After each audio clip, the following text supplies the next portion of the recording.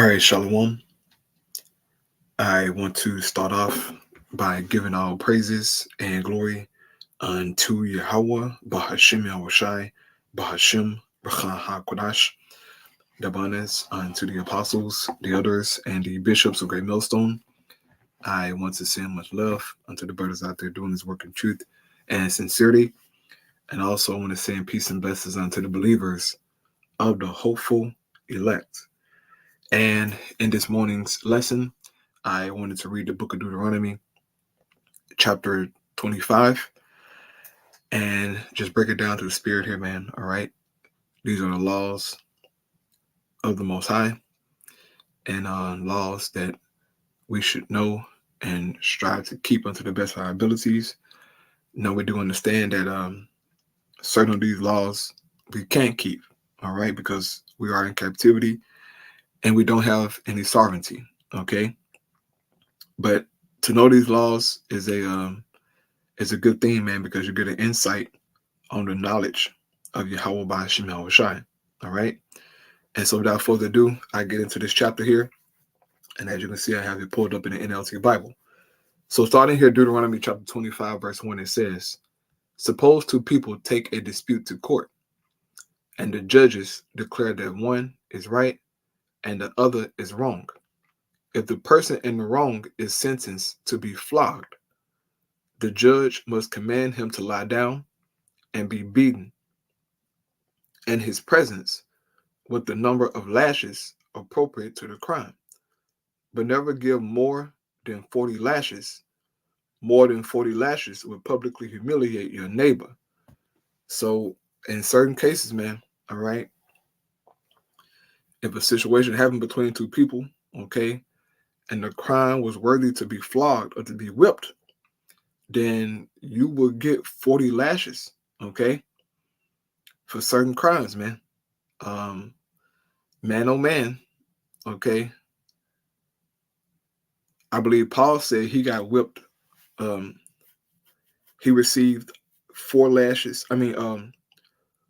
lashes 5 times, I believe, on 5 different occasions. Okay. Do you understand how brutal that is? Right? That's brutal, man. You know what? Let me grab the scripture real quick. Because oh my goodness. Man, bro, and look, man, if you ever got hit with a extension cord as a child, okay, you know just by receiving one of those strikes, man, from a extension cord or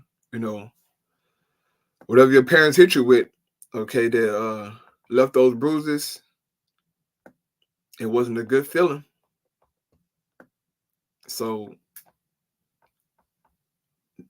just imagine, being actually held down and whipped across your back. That is some harsh stuff. Okay. So this is the Apostle Paul here, man. All right. This is 2 Corinthians chapter 11, verse 24. It says, 5 different times the Jewish leaders gave me 39 lashes, right? 5 different occasions, man. So you can imagine how the Apostle Paul, how his back looked, okay?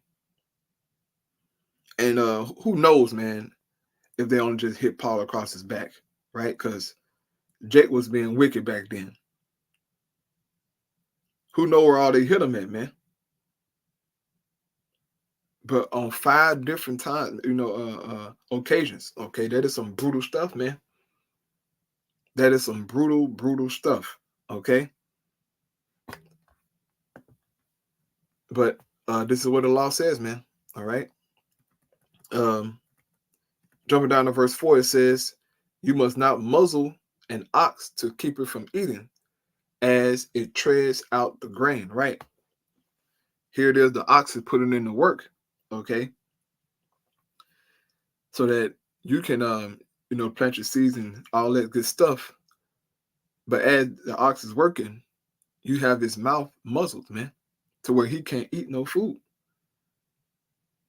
According to the Most High, that's a wicked thing to do. All right. And also the Apostle Paul used this for the men of the Lord. Okay. Those of us who are working and doing this ministry, man. All right. He pretty much said, hey, look, don't be hesitant, all right, in so many words, not to help out those men. Okay. And that's in the book of Corinthians as well. Right.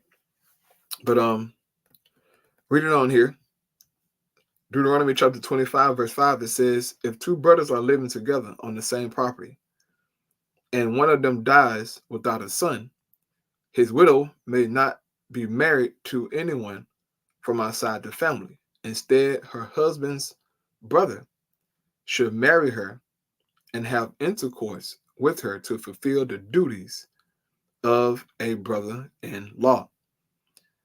The first son she bears to him will be considered the son of the dead brother, so that his name will not be forgotten in Israel. So, according to the Most High and his word, if you have a brother and he died without a child, you would take in his wife, right? Marry her, and get her pregnant, and more than likely, if you have a son, that son would be considered the son of the dead brother, all right? And he will bear the name of the dead brother, right? So that his name won't be forgotten in Israel, right? And look, bro, the Most High God, he could, he could send that spirit back, all right, through the brother, okay, of the same man, all right, and say, hey, look, you so-and-so, that could be him, all right? The Most High God can do that, man. I'm not putting it past the Lord, like he can't do it, but that's how that situation would go down. But then it says here in verse 7, but if a man refuses to marry his brother's widow, she must go to the town gate and say to the elders assembled there, my husband's brother refuses to preserve his brother's name in Israel. He refuses to fulfill the duties of a brother-in-law by marrying me. The elders of the town will then summon him and talk with him. If he still refuses and says, I don't want to marry her. So if he refuses to do this, it says the widow must walk over to him in the presence of the elders, pull his sandals from his foot, and spit in his face. Then she must declare, this is what happens to a man who refuses to provide his brother with children. Ever afterward in Israel, his family will be referred to as the family of the man whose sandal was pulled off. So that's how that situation would go down if the brother refused to raise up children in his dead brother's stead. All right. So now moving on here to verse 11. Okay. It says, if two Israelite men get into a fight and the wife of one tries to rescue her husband by grabbing the testicles of the other man, right? So if two men fighting, right? And the wife, she see her husband losing, and to save her husband from losing the fight, right?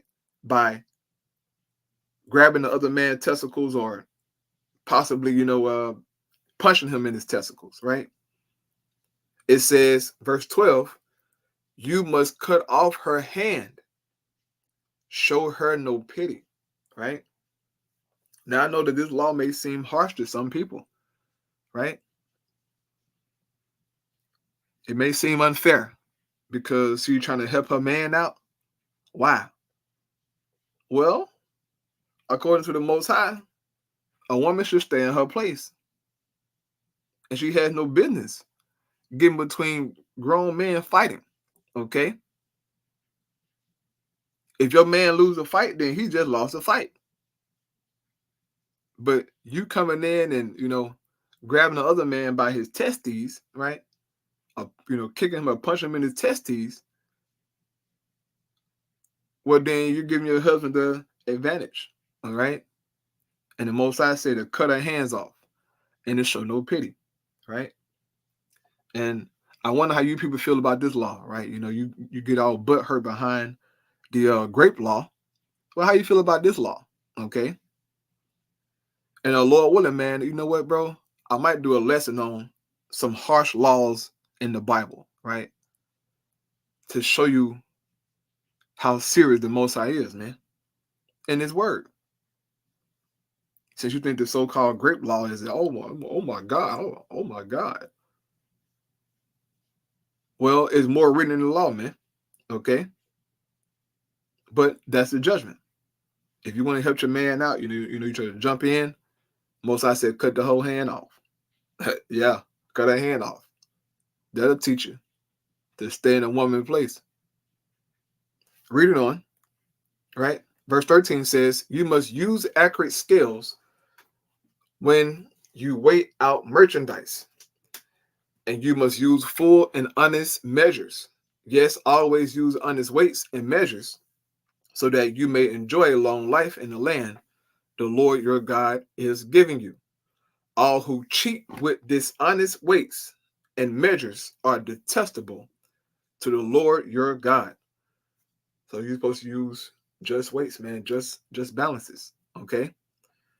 And we know that Esau, Edom don't use just weights and just balances, okay? He's an unfair devil, right? And that's why he's detestable in the eyes of the Lord, man. But sooner or later, his monetary system, his economic system is all going to go belly up very soon, man. Okay, the Most High going to take care of this devil and his evil ways, right? And finishing out the chapter here, this is Deuteronomy chapter 25 and the 17th verse. It says, never forget what the Amalekites did to you as you came from Egypt, right? Now, who are these Amalekites? These are Edomites, okay? The chief, house of Esau, right? Today we call them the small hats, but they're Edomites, right? It says, never forget what the Amalekites did to you as you came from Egypt. They attacked you when you were exhausted and weary, and they struck down those of you who were straggling behind. They had no fear of the Most High, so they attacked us, man. We came out of Egypt, and they killed some Israelites, right? Verse 19 says, therefore, when the Lord your God has given you rest from all your enemies in the land he is giving you as a special possession, you must destroy the Amalekites and erase their memory from under heaven. Never forget this. So the day is going to come in the kingdom, right? When we're at rest, right? We're going to wipe out the Amalekites, every last one of them, okay? Every single Amalekite will be taken out. None will be left behind, okay? None will escape and go somewhere, and preserve themselves like you read in the scriptures. We're going to get every Amalekite. Matter of fact, every Edomite will be gotten, okay? They will be gotten and taken care of after they get done serving their slavery, all right? So, Lord willing, that was edifying, man.